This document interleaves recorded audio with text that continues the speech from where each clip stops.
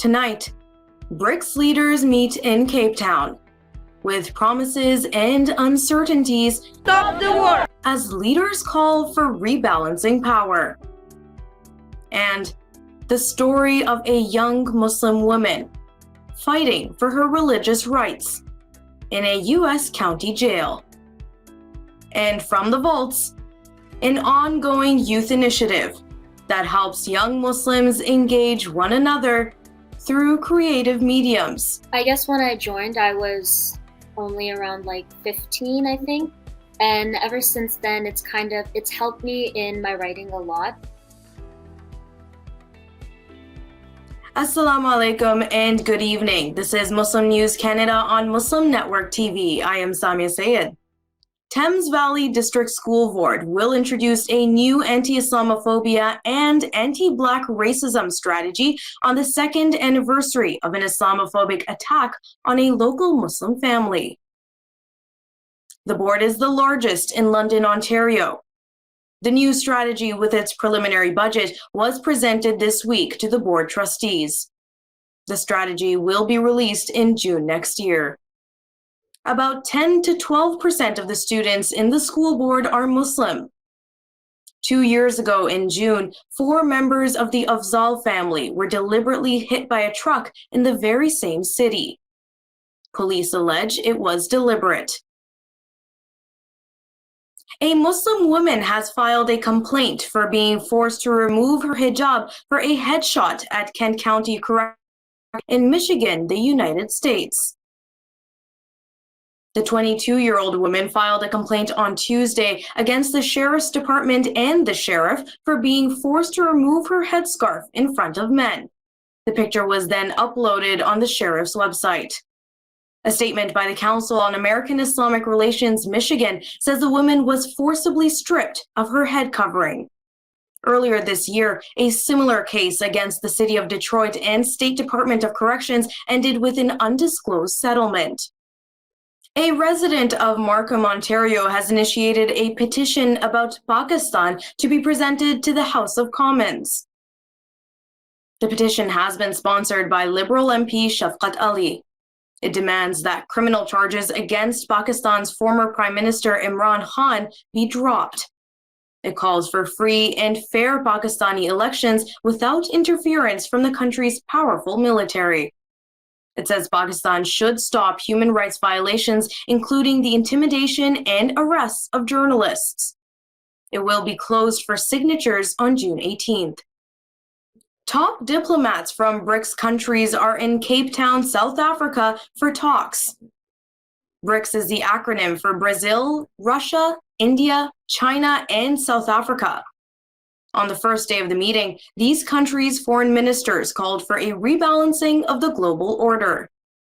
At least 19 countries have expressed their interest in joining the bloc, and the leaders say they are open to welcoming new members. The talks come ahead of a Heads of State summit in August. South Africa is a quandary because Russia's President Vladimir Putin may attend. Putin is the target of an international criminal court arrest warrant.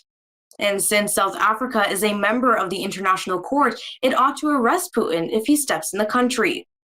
So far, South Africa, which has close ties with Russia, has not provided a clear answer about Putin's attendance. Thank you for watching. We'll be back after a short break.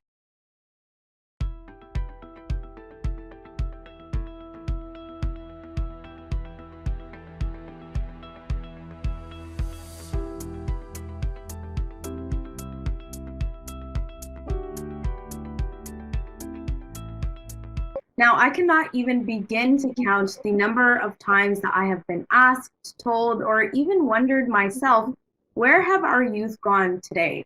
Where is their platform, their voice? What are they thinking, and what do they care about? One nonprofit organization is addressing this head-on. My Voice Canada is a by youth for the youth organization that empowers young Muslims and gives them a voice on issues that matter to them. Joining us now are Faizan Aslam and Fatima Sarfraz from My Voice to tell us more about the work they are doing. Welcome both of you to the show. It's a pleasure to have you today. Yep, definitely. Thank you so much for having us. Sister Fatima, can you tell me a little bit about My Voice Canada? What exactly do you do as an organization? Yeah, so I'll start by saying kind of how we started. So our founder, Nargis Naqvi, she was a life coach and she counseled a lot of Muslim youth. And what she found in common with these youth was that they felt very detached from the rest of the community and felt as though they couldn't really fit in. And then at home, they didn't really feel like they could really connect with their parents.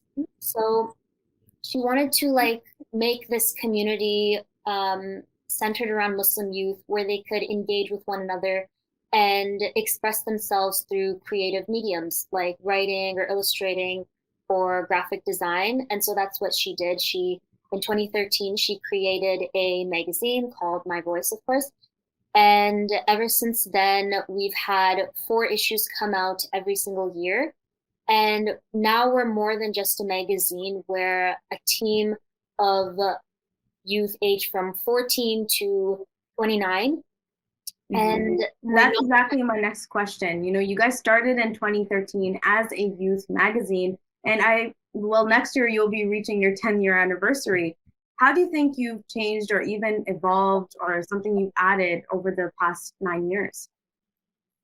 so I think when we first started, it was mainly just to focus on the magazine. But ever since then, a lot of the focus is on behind the scenes as well. So we have several different sub teams like the event sub team, the web and app sub team, which Faizan and myself are a part of.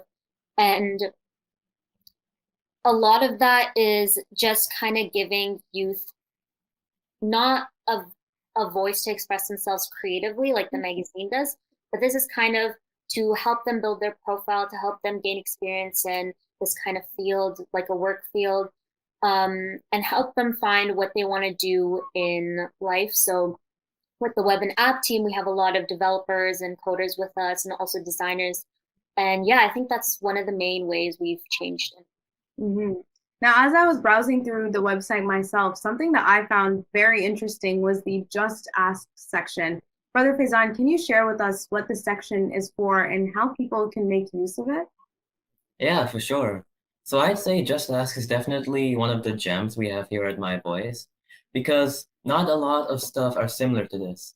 Just Ask is a platform where anonymous youth can actually go to ask any sort of questions they have regarding their faith, religious doubts, some situations they may be facing in school or with their family. And we take these questions and we answer them in the best tone we can with an Islamic lens on top of it. So it's a really useful platform for youth to seek guidance on their worries and to also connect with other youth who are facing similar issues to them. Mm-hmm. Now, as I was on the website already, I saw that a lot of the article issues and videos were there, but there was also a lot of coverage of advocacy work. Sister Fatima, can you share some of the advocacy work or advocacy side of My Voice? Yeah, so whenever there's a pressing issue, we like to cover that and give our side of things. And, with a lot of Islamophobia that kind of perpetuates our society, we wanted to help combat that by showing that, we don't support this and we're normal people as well. So back in 2020, I believe, when the George Floyd incident happened, we did a lot of coverage on BLM and we had like a whole YouTube series and talks on that. And we had several people come in, give their opinion, and we had very fruitful discussions on that. So that's on our YouTube.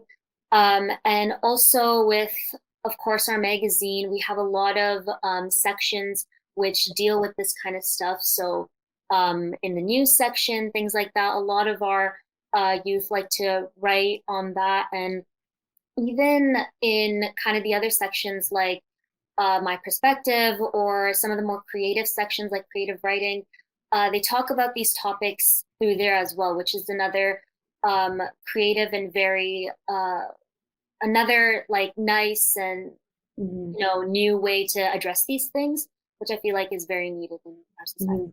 Now, as you both said, actually, My Voice gives a opportunity for young Muslims to get involved, put their voice out, whether creatively in writing, in film, in painting, whatever it may be.